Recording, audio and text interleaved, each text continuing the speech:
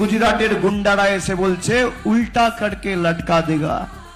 আমি খালি স্বরাষ্ট্রমন্ত্রীকে বলেছিলাম গরম বেশি পড়ছে, মাথা ঠান্ডা রাখুন, জল বেশি করে খান। আর আপনার যদি সৎ সাহস থাকে 4 তারিখ বাংলায় থাকবেন, বেলা 12টার পর দেখা হবে। 4 তারিখে তৃণমূল আরামবাগ জিতুক বা হারুক, আমরা গতবারও আরামবাগ হেরেছিলাম, গোঘাট হেরেছিলাম, খানাকুল হেরেছিলাম, পুরসুরা হেরেছিলাম, কিন্তু উদারতা পার পেয়ে গেছিলে। এবার আমি নিজে দায়িত্বে থাকব। 4 তারিখ 12টার পরে কোন জল্লাদের কত ক্ষমতা আর কার দিল্লির বাবা কাকে বাঁচাতে আসে আমি 4 তারিখ দেখি। তো ফল ঘোষণা অবধি দাঁতে দাঁত চিপে কষ্ট হলেও আপনারা অপেক্ষা করুন। ফল বেরোনোর পর সুদে আসলে জবাব দেবো, আমি কথা দিয়ে যাচ্ছি।